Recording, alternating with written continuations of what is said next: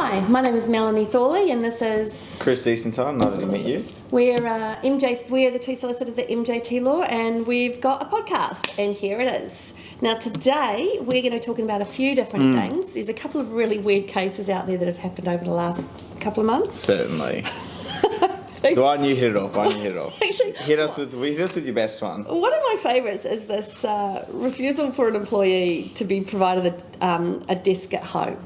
So this is a real COVID problem, isn't it? We've got an employee who's just bought a new house. I think so, yeah. And it's empty and he doesn't have any money and he doesn't have a desk and he's complaining to his employer, I can't work without a desk. And his employer's essentially said, no, we're not buying you one. Go to the tip shop, pick one up for $1 if that's what you have to do. But we're not supplying you a desk. Borrow one, I think they mentioned as well. Yeah. This is really. I think they even said to go to Lifeline and pick one up. Absolutely. So, what do you reckon? Okay, not okay? Oh, you'd like to hope that they'd help you out a little bit, but certainly I think you'd assume that they'd have their own desk. Desk goes too far? Goes too far. I think you're probably right. I mean, how many people out there don't have any workspace? Table, a bench. How many people do you think out there actually have zero workspace to work from? Almost none, right? Yeah, and look, how many of us, I guess, sit around and plan our computers while sitting on the sofa? Actually, that's true. I mean, a lot of people do their uni work in their bed. Okay. So I mean, maybe not as productive, but... Health and safety probably has a little problem with that, but we've got a workaround, right? I think... Sit on the floor? Is that a good idea? Well, I think the workaround is surely he, borrows one? He goes and borrows one or pays the $20 that it might cost. The dollar it costs at the tip shop. Yeah. Yeah, look, the decision was that it was completely okay. This guy resigned, I believe. Yeah, so he resigned and he claimed that he had no choice but to resign. Because of their conduct. Because he had nowhere to work. Right, and the commission went, no. Yeah. This is a step too far. So I guess the lesson learned for this is if you're an employer, there's some give and take there. If you're an employee, try not to be as unreasonable as this guy, Well, you can see there's a big difference between, for example, not providing you with a laptop. Well, this is true. When we closed up for COVID, I sent everyone home with... We actually took the computer screens off the system, so we unscrewed them, put them back on their stands, gave everyone a computer screen, got them to take their mouse and their keyboard home, so they had those things, and I actually sent them home with their chairs if they wanted them. We just kind of arranged it. Those who took public transport, we dropped them off in cars and stuff like that. We just kind of sent them home with that, but they needed the computer. Yeah. So the ones that didn't have computers used the computer. I think you take the computer home from time to time, and others just use their screens with the extra connections and so on with their computers. But it wasn't in my mind to provide a desk. No, and I think it just goes far too far. How many houses don't have counters in their kitchens these days? That's right as well. I mean, well, I think he had just bought a new house. I think it's fair to say he wanted his new desk that he needed, irrespective of whether he was told to work at home or not. I think it's fair to say that he wanted paid from his employer. Yeah, this is not a good solution. The end result was he filed an unfair dismissal claiming he was forced to resign and the commission didn't agree. I think there's a lessons learned for everyone. Mostly him, I imagine. But so you've got one, have you? Yeah, I've got one that probably on a more serious note, I think. Okay. And I apologise that we're going to take that turn. So a McDonald's franchisee got fined about $120,000, and I believe the manager itself also got fined for penalties. Now, what he did was he put on Facebook in the sort of a group that had all the employees.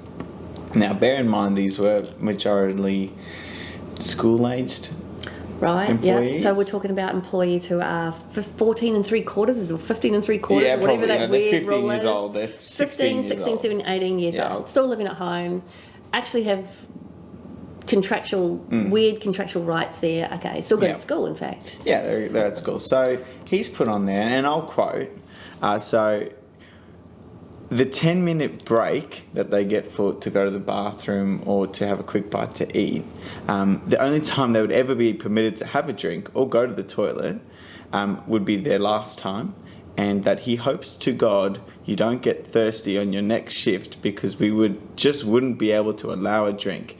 Fair is fair. Now, where does he go wrong here, do you think? Okay, so no bathroom breaks. No bathroom breaks. What, throughout the whole shift? No. No drinking? No. Any fluids? No. Well, look, it's a no-brainer, right? It's a no-brainer. And I think the thing for it, where it really goes to... Safety issues on this is often because... I mean, I think about urinary tract infection, for instance. Some people are more susceptible to it than others. I'm thinking dehydration, headaches. It's just you might be working a 10-hour shift. the list is endless, guys. And we're in McDonald's, so it's a hot environment, right? What was the reasoning? Do we have any idea? Well, the reasoning and some of the more pressing things that were said was that this struck at the heart of industrial relations system, and that it was gross. There was a gross power imbalance here, and I think the commissioner even went so far as to say it was despicable. So, pretty harsh language here, and I think it goes towards one of the bigger problems in employment at the moment, and it has been for a while, is the way young, especially very young employees are treated, and the fact that they probably just don't know their own rights. Or they're too scared to speak up. I mean, these people are at school, right? So obviously it's been a long time since I was at school, and I would say a fair time ago as well, but you're 16 years old, you're at school, do you put your hand up if you need to go to the bathroom? What's going on? I would have been far too scared to lose my job. Right, okay. Because especially if your manager is saying things like that, you just think they're sort of... they can do whatever they want. You're literally... This is a power imbalance to the max, right? And it's sort of just because they're not earning a lot that their rights don't matter. Well, I'm surprised that they were penalised. No, I think they probably deserved every bit of that. Yeah, it's pretty tough, isn't it? Wow. Well, I mean, I guess. But what's the workaround here? You tell, as a parent, you tell your kids that even though you're at work. What do you say? You know, what's reasonable? The solution here is education. Yeah. The solution is education.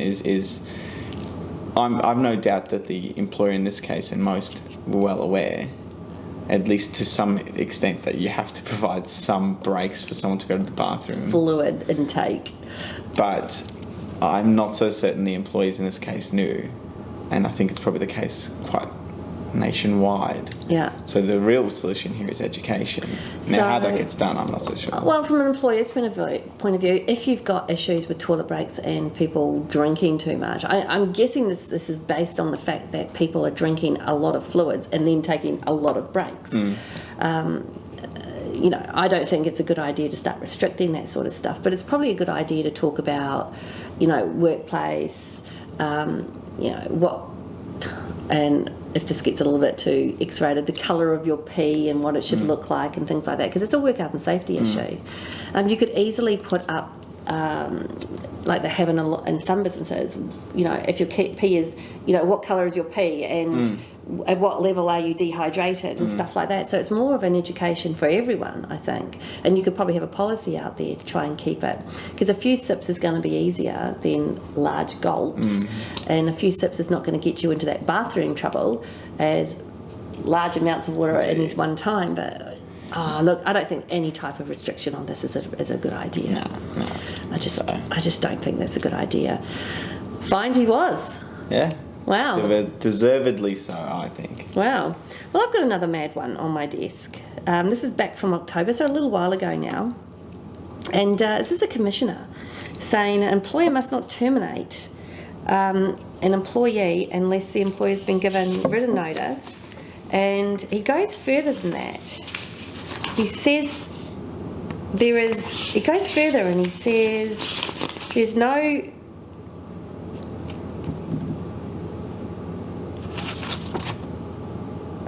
Something about there's no time.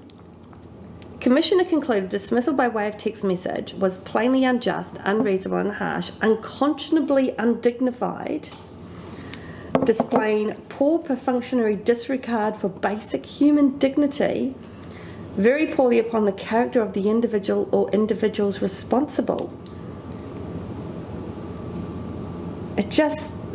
If a dismissal is implemented by any means other than face-to-face communication, both legal and ethical basis for the decision to dismiss is likely to face strong, successful challenge. That's a bit far, isn't it? Yeah, he went on to say, it is a matter of such significance that basic human dignity requires that dismissal be conveyed personally with arrangements for the presence of the support person and documentary confirmation. Is this a bit archaic? That's a bit old age, isn't it? It's the commissioner, and it's an outlier. It's got to be an outlier. I mean, think about how many employment relationships where they actually don't even meet each other. I mean, they're completely remote. And considering how many people are working from home at the moment, it seems crazy to think that the only way you could dismiss someone is to have a face-to-face meeting. It does seem crazy, especially if that face-to-face meeting is across state borders. Basic human dignity, really? Is this where we're going? I thought we were in a world where we were more progressive than this. No, so, Look, yeah. I'm not saying that it's always right to fire by text message. And years ago, for those who remember the guys up at the Port of Brisbane, they were all fired by text on the way to work. And of course, they all turned up and complained about it. So, there's a time and a place. There are good and better ways of doing things, so... But what if they're sick? What if they're out of the country? What if they're on? What if you're doing a 7 on 7 off shift, and it's the off shift you want to terminate them, and they're not even around? Well, don't you think it goes towards your previous relationship going forward? Like, if you worked in an office and you saw this person who's going to dismiss you, and you saw them every single day, and I suppose it's the same at the Port of Brisbane. You saw them every single day. Yeah. And then you get a text message in the morning. Okay, that's weak. Don't come in. Yeah, okay. Well, don't bother. That's weak. But if, for example, every roster that you ever were given was from a text message or just, whether you knew to work or not, came through a text, then I would think it would be fine to then receive a text to tell you that.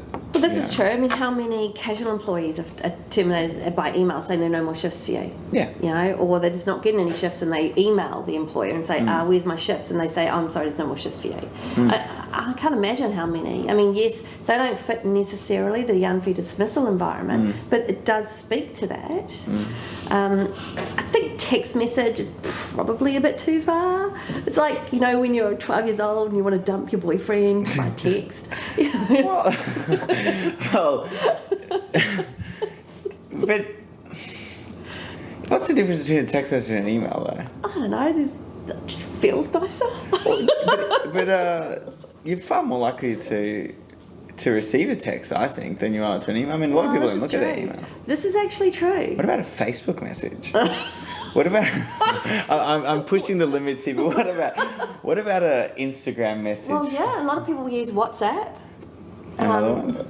Fire by WhatsApp. Yeah. The one that I want to see is someone firing someone through Snapchat. If someone can only last for 24 hours. Actually, that's the problem there.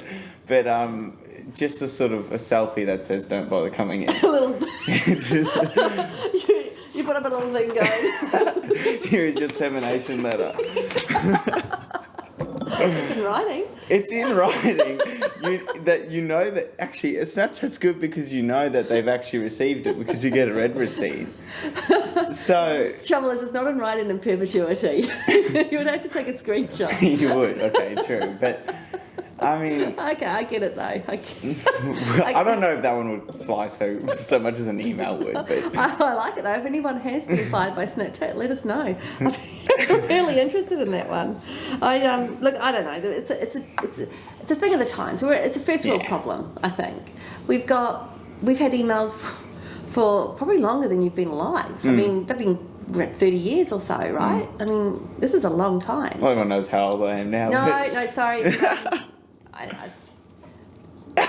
That's very true. No, there's nothing wrong with that. Well, I remember them when they first came in, so that's how old I am. But it's so we've had that for years. We've had text messages for literally years. We've got more our phones are little miniature computers now. So information is getting pushed around on a immediate scale, and this is one of the problems the news cycle has. Right? They put something down. They wait till the days of the newspaper. They just have to wait till the morning and bring out an early edition with the news, and and it would progress throughout the day. Now you can just jump online and find it immediately. Yeah, it's. So I think this is a thing of the times. Everybody wants information immediately, and actually this is reflected a lot in our clients. Obviously, we get clients who are in distress, and they want Instant information. They want instant information. And sometimes we can't give it because we're not the ones in charge of that information. But it's a constant, have they replied back yet? It's an email, I know they've got it, have they replied back yet? And the fact is, it's we live in this kind of instant world with messages on our phones, and we've got this expectation. Isn't there a sort of added benefit that if you're getting, you know that you're being dismissed via email, so you're probably likely to get it a lot quicker. So you're not sitting there at home, your boss has called you for a meeting to discuss your employment. Yep. And you're just waiting till the next day or the next week for you to turn up to be fired. Yeah. And isn't there a flip side to it?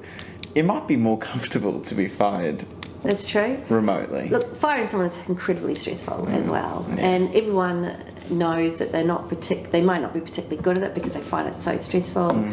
Getting it right in a text message or in an email might be the nicer way to do it. I don't know. You guys might have an opinion. If you do, let us know. We find it fascinating. I think we live in a new world, and in the right circumstances, it shouldn't be. This language here. In good conscience, basic human dignity, all this sort of language that they use here, I think it's a bit archaic. Yeah, it's archaic. I think it's out of date. I think it's a bit moving on. But moving out of law, those who know me know that I'm a complete nerd. Massive we nerd. know. And all things to do with space, I absolutely love. So recently, as we all know, or hopefully some of us know, that the Japanese augmented a retrieval of particulates from a meteorite. Yeah, right. Fascinating. So 5 years ago, Yeah. they shoot something into space, it lands on a meteor, such as it was. I don't know if you watched the movies of this 5 years ago or whatever, but you could see the pictures. Yeah. It was very exciting. They pick something up, and then it comes back to Earth. With the like rock? With the particulates, and I think this is fascinating. It lands in the middle of Australia, which was brilliant, and they're taking it back to Japan, and they're going to do their thing. How do they got space rock? They got a space rock while it's in space. Yeah. I don't know how they do that. A meteor is hurtling through space, and I know that they probably have these orbits that make sense, but surely things push them off these orbits from time to time. Surely all the time. It's a meteor, right? So it's coming from something that's moving in space and spinning in space. It's going to something that's moving and spinning in space, and then it's coming back 5 years later to the same spot. So how's that even possible? Hang on. So it's revolving around the Earth. Well, the Earth's moving. Yeah. The meteor's moving. Yeah. And they're also moving. Yeah. And they've managed to get something out, put it on this thing, bring it back to Earth, which is not in the same spot it was when it left. So they would have had to calculate how to meet them in the right place. Everything. It's like trying to coordinate an Uber ride, but for NASA. Yeah.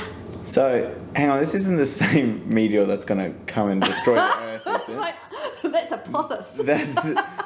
The one that's going to get us at 2060. Yeah, 2060. Right? It's not the same one. No, it's not the same Well, that's So this is the second. It's a different meteor floating. second death waiting to happen. No. This meteor's not meant to be hitting the Earth at any time soon. Okay. It's just out there doing its meteor thing. This is a nice one. Meteoropothis, in fact, is going to have a pass through in 20 years or so, and then it's going to hit the Earth in 2067 or 2068. They're brilliant. Well, I mean, surely by then We'll figure it out, right?